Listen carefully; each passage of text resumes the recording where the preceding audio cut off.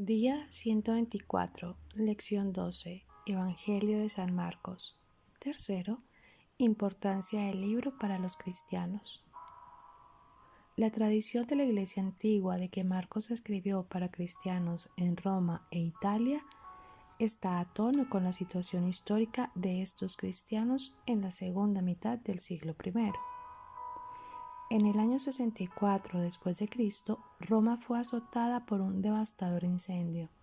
De los 14 barrios de la ciudad, solo 4 se salvaron.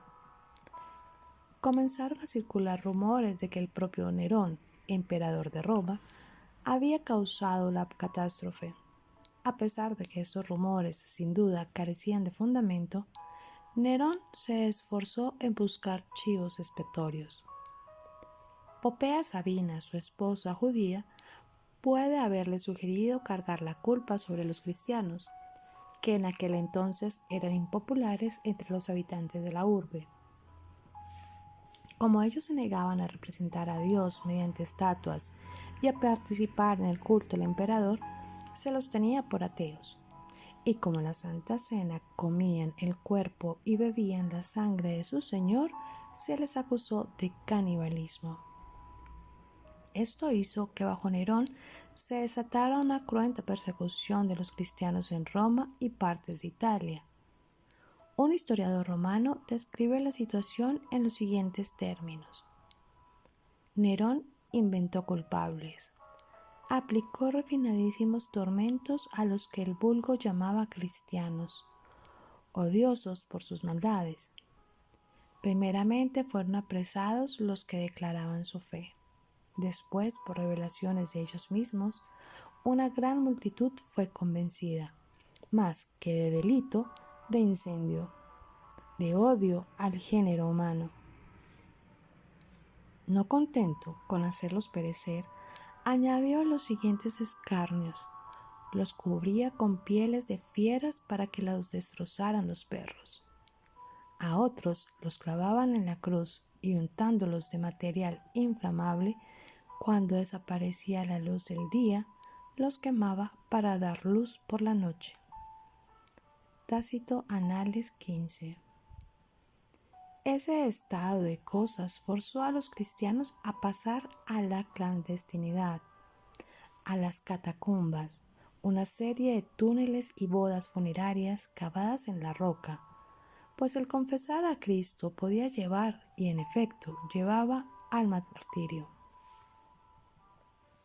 Trate de entrar a través de Marcos en el relato vívido que éste hace acerca del ministerio de Jesús.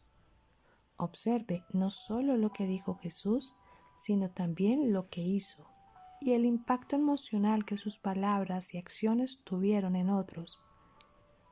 Preste la atención a las revelaciones de la humanidad de Jesús, ya que Marcos lo reveló como el Hijo de Dios y el Hijo del Hombre a la vez. Marcos es el más sencillo y claro de los evangelios. Usa un lenguaje preciso y enérgico, como si fuera un reportaje. Se nota que los distintos episodios de la vida del Señor Jesús que circulaban de manera oral, Marcos los recogió y para juntarlos utilizaba palabras como después, en aquellos días, enseguida, etc. El término griego eutos, que significa luego, después, inmediatamente, lo utiliza Marcos unas 40 veces.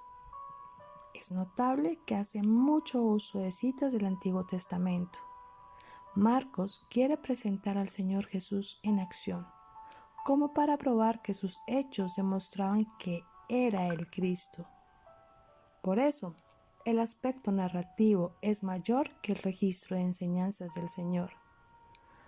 La narración ocupa un 45% en Marcos, mientras que solo el 25% en Mateo, 34% en Lucas y el 16% en Juan.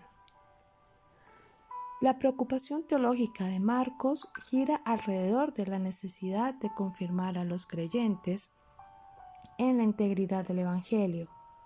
Usa ese término para designar su obra, Marcos capítulo 1, versículo 1, y lo utiliza en otras 7 ocasiones, Es notable su preocupación por los que hoy serían llamados marginados sociales, pues se preocupa por mostrar el interés del Señor Jesús por los leprosos. Marcos capítulo 1 versículos 40 al 45. Los endemoniados. Marcos capítulo 1 versículos 21 al 27. Los extranjeros. Marcos capítulo 7 versículos 24 al 29. Los niños. Marcos capítulo 9 versículos 36 y 37. Capítulo 10 versículo 13 al 15. Una viuda pobre.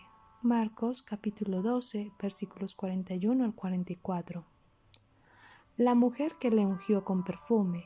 Marcos capítulo 14 versículos del 1 al 9, etc. Los eruditos han llamado a Marcos el Evangelio del siervo humilde.